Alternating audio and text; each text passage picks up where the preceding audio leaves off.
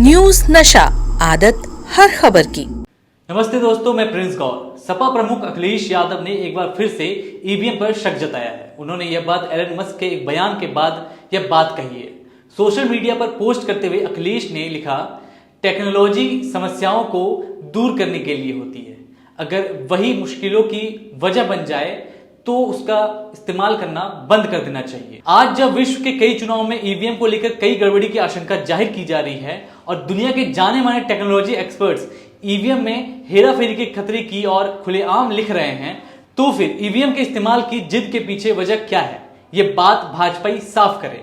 आगामी चुनाव में बैलेट पेपर से कराने की अपनी मांग को हम फिर दोहराते हैं। दिग्गज कंपनी टेस्ला और सोशल मीडिया साइट एक्स के सीईओ एलन मस्क ने एक्स पर एक पोस्ट में लिखा कि हमें इलेक्ट्रॉनिक वोटिंग मशीन को चुनावी प्रक्रिया से हटा देना चाहिए, क्योंकि इसे इंसानों और एआई के जरिए हैक किए जाने की संभावना कम होने के बावजूद कुछ हद तक जरूर है। एलन मस्क की बात पर राहुल गांधी ने भी प्रतिक्रिया दी है। राहुल गांधी ने कहा कि भारत में ईवीएम एक ब्लैक बॉक्स की तरह है, जिसकी जांच करने की अनुमति किसी को भी नहीं है।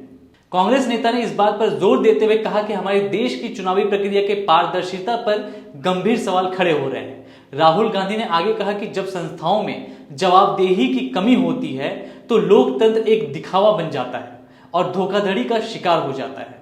कांग्रेस नेता ने कुछ मीडिया रिपोर्ट्स को टैग किया जिसमें यह दावा किया गया है कि मुंबई के उत्तर पश्चिम लोकसभा सीट से मात्र 48 वोटों से चुनाव जीतने वाले शिवसेना उम्मीदवार के एक रिश्तेदार के पास फोन था जिससे ईवीएम अनलॉक हो जाता है। राहुल गांधी ने टेस्ला और सोशल मीडिया साइट एक्स के सीईओ एलन मस्क के उस पोस्ट को भी टैग किया जिसमें एलन मस्क ने लिखा है कि हमें इलेक्ट्रॉनिक वोटिंग मशीनों को खत्म कर देना चाहिए, क्योंकि इसे इंसान या एआई के जरिए हैक किए जाने की संभावना कम है, लेकिन फिर भी बहुत अधिक है। भारतीय जनता पार्टी के नेता और पूर्व केंद्रीय मंत्री राजीव चंद्रशेखर ने दुनिया के सबसे अमीर शख्स एलन मस्क के खिलाफ मोर्चा खोल दिया है। उन्होंने 16 जून 2024 को इलेक्ट्रॉनिक वोटिंग मशीन ईवीएम को खत्म करने के एलन मस्क के आह्वान का जोरदार विरोध किया। उनका कहना है कि सेफ डिजिटल हार्डवेयर हासिल किया जा सकता है। दरअसल एलन मस्क ने ईवीएम की सुरक्षा पर बहस छेड़ते हुए कहा था कि इसे आदमी या एआई के जरिए हैक किया जा सकता है, इसलिए इसे खत्म कर देना चाहिए। मस्क ने कहा, हमें इलेक्ट्रॉनिक वोटिंग मशीनों को खत्म कर देना चाहिए, इसे मनुष्यों या एआई के जरिए हैक किए जाने का जोखिम बहुत अधिक है। मस्क ने यह प्रतिक्रिया अमेरिकी राजनेता रॉबर्ट एफ कैनेडी जूनियर की प्यूर्टो रिको के हालिया प्राथमिक चुनावों में ईवीएम मुद्दों को लेकर जताई गई चिंता के बाद दी है। पिछली मोदी सरकार में इलेक्ट्रॉनिक्स और सूचना प्रौद्योगिकी मंत्रालय के राज्य मंत्री के रूप में काम करने वाले चंद्रशेखर ने मस्क के दावे को गलत बताते हुए कहा कि वह सुरक्षित डिजिटल हार्डवेयर बनाने की संभावना को पहचानने में विफल हो रहे हैं। चंद्रशेखर ने आगे कहा कि मस्क ने जिस तरह की टिप्पणी की है उससे लग रहा है कि कोई भी सुरक्षित डिजिटल हार्डवेयर नहीं बना सकता। चंद्रशेखर ने आगे कहा कि मस्क ने जिस तरह से टिप्पणी की है उससे लग रहा है कि कोई भी सुरक्षित डिजिटल हार्डवेयर नहीं बना सकता है। भाजपा नेता चंद्रशेखर ने कहा कि मस्क की चिंताएं उन देशों पर लागू हो सकती है जहां इंटरनेट कनेक्टिविटी के साथ स्टैंडर्ड कंप्यूटिंग प्लेटफॉर्म का उपयोग करके वोटिंग मशीनें बनाई जाती हैं, वे भारत पर लागू नहीं होती है। भारतीय ईवीएम कस्टम डिजाइन किए गए हैं जो सुरक्षित और किसी भी नेटवर्क या मीडिया से अलग थलग है। इनमें कोई कनेक्टिविटी नहीं है, कोई ब्लूटूथ नहीं है, वाईफाई या इंटरनेट नहीं है।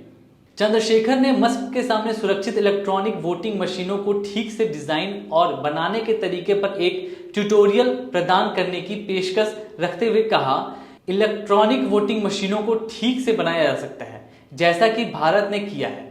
लोकसभा चुनाव के परिणाम आने के 11 दिन बाद एक बार फिर ईवीएम पर सवाल उठे हैं। कांग्रेस सांसद राहुल गांधी ने 2024 के नतीजे आने के बाद पहली बार ईवीएम पर टिप्पणी की है। राहुल ने इसे ब्लैक बॉक्स बताया है और कहा कि भारत जैसे देश में किसी को भी इसकी जांच करने की अनुमति नहीं है। राहुल ने इसके अलावा एक न्यूज़पेपर की कटिंग भी शेयर की है जिसमें लिखा है कि मुंबई उत्तर पश्चिम लोकसभा सीट जीतने वाले शिवसेना शिंदे गुट के सांसद के रिश्तेदार के पास ऐसा फोन है जिससे ईवीएम को आसानी से खोला जा सकता है। राहुल से पहले मशहूर शख्सियत और टेस्ला के मालिक एलन मस्क भी ईवीएम को बदलने की बात दोहरा चुके हैं।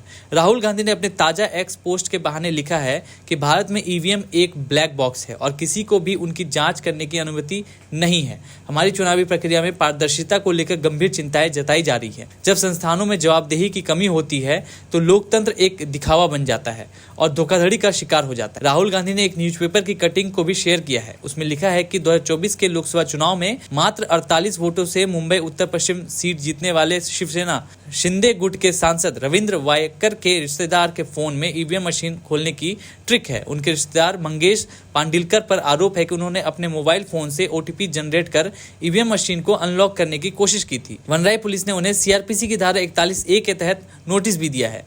दुनिया के सबसे अमीर उद्योगपति और टेस्ला के मालिक एलन मस्क भी इससे पहले इलेक्ट्रॉनिक वोटिंग मशीन पर सवाल उठा चुके हैं।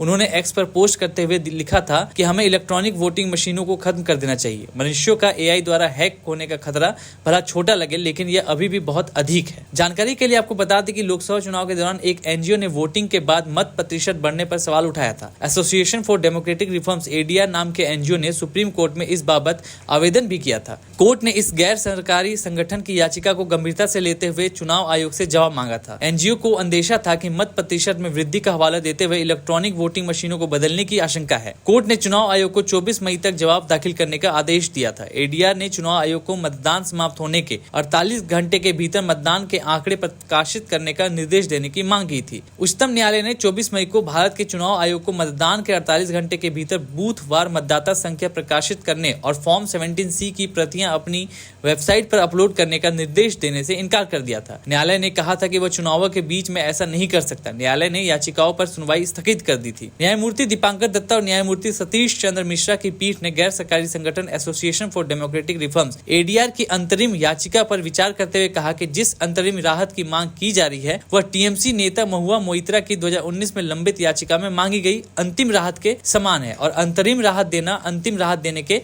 समान होगा। आपको सबको मालूम है कि 4 तारीख को मतदान के नतीजे निकलेंगे, मशीनें खुलेंगी और आपके द्वारा आज मैं जनता को और राजनीतिक दलों को राजनीतिक दलों को अवगत कराना चाहता हूं कि जब मशीन खुले तो आप लोगों को क्या करना चाहिए।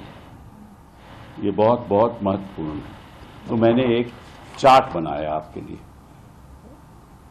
सब दलों के लिए चार्ट बनाया है और जो भी वहाँ काउंटिंग एजेंट बैठे हैं उनके लिए चार्ट बनाया है कि आपको क्या सुरक्षा करनी चाहिए काउंटिंग के वक्त। ठीक है, तो मैं चार्ट ये आपको दे भी दूंगा। अब इस चार्ट में आप देखोगे कि पहले लिखा है CU नंबर। CU नंबर मतलब कंट्रोल यूनिट नंबर, बाईं तरफ ऊपर कंट्रोल यूनिट नंबर। उसके नीचे लिखा है BU number, that means ballot unit number. So control unit number होगा यहाँ, बैलेट नंबर यूनिट होगा। ठीक है, और फिर पेपर सील होगी, उसकी पेपर सील होगी, VVPAT ID होगा। सो ये चारों चीजें लिखित रूप में होंगी वहां। ठीक है, आपको मैच करना है क्योंकि ये कंट्रोल यूनिट नंबर को आपको दिया जाता है। फिर आप आ जाओ काउंटिंग टेबल नंबर 1 में, उदाहरण के तौर पे। तो काउंटिंग टेबल नंबर 1 में आप देखोगे EVM इज ऑन ECI। ठीक है, नो प्रॉब्लम। तीसरा कॉलम बहुत बड़ा इंपॉर्टेंट है। तीसरे कॉलम पे लिखा है 4 जून 2024। ठीक है, और नीचे लिखा है टाइम मतलब कि ये रिजल्ट से पहले ये लिखित रूप में आ जाएगा 4 जून टाइम। कब मतलब कि कब ये इसका टाइमिंग कब होगा ये पता चल जाएगा आपको। ठीक है, अगर इस टाइम में अंतर हो तो गड़बड़ है। तो आपको देखना है कि इस टाइम में कोई अंतर नहीं है, क्योंकि जब भी आप काउंटिंग टेबल नंबर 1 में 4 जून का खुलेगी मशीन तो आपको देखना है क्या टाइम है। ठीक है, उसमें कोई अंतर होगा, मतलब टाइम अलग दिखाएगा कि इसका मतलब कहीं और भी खुल चुकी है। ठीक। फिर अगला टेबल और इंपॉर्टेंट है, सीरियल नंबर। वो सीरियल नंबर भी यहां लिखित रूप में आ जाएगा ऑफ कंट्रोल यूनिट। तो सीरियल नंबर मैच हो जाएगा, कोई दिक्कत की बात नहीं है। कैंडिडेट आ जाएंगे, टोटल पोल वोट्स आ जाएगी, ठीक है ना। टोटल पोल वोट्स जब आ जाएगी तो ध्यान से इसको देखना, ताकि जब काउंटिंग में वोट ज्यादा हो तो गड़बड़ी। फिर आ जाओ आप, अब जब ये ऊपर की बातें सब हो जाएं तभी आप रिजल्ट बटन दबाने की अनुमति देना। पहले ईवीएम, पहले 4 जून time, serial number, candidate, battery जो भी है, जब ये खत्म हो जाए तब आप उसको बोलना कि आप रिजल्ट बटन दबाइए, ठीक है। जब आप रिजल्ट बटन दबाएंगे तो आपको लिखेगा पोल रिजल्ट, उदाहरण के तौर पे 26 अप्रैल 2024, उस दिन मतदान हुआ होगा, ठीक है ना। तो अगर इसमें भी कोई अंतर है तो भी गड़बड़ी है। और पीएसटी का मतलब poll end, poll start timer end poll end timer. तो पोल स्टार्ट कब हुई, पोल एंड कब हुई, ये भी इसमें आ जाएगा। उसके बाद सीरियल नंबर, ये जो सीरियल नंबर पहले सीरियल टेबल के नंबर से मैच करना चाहिए। फिर कैंडिडेट और फिर टोटल वोट्स पोल्ड, उसके बाद कोई प्रॉब्लम नहीं। तो देखो, 2 चीजों पे ध्यान रखो, रिजल्ट बटन नहीं दबाना जब तक वेरिफिकेशन ऊपर कॉलम के हो जाए। और अगर वो टाइमिंग और इस टाइमिंग में अंतर है, वो रिजल्ट की टाइमिंग में, तो गड़बड़ है। उस टाइमिंग में अंतर है तो गड़बड़ है, ठीक है। तो ये सब मैं आपको दे भी दूंगा, टेबल भी दे दूंगा। ये मैं चाहूंगा कि सारे राजनीतिक दल और सारे कैंडिडेट जो वहाँ काउंटिंग एजेंट बैठे हैं वो इसको ध्यानपूर्वक पहला कॉलम चेक करके तभी खुलवाएं। और आप हमसे जुड़े रहने के लिए सब्सक्राइब करें YouTube पर, फॉलो करें Twitter पर और लाइक करें Facebook पर। और ज्यादा जानकारी के लिए आपको टाइप करना होगा सिर्फ न्यूज नशा।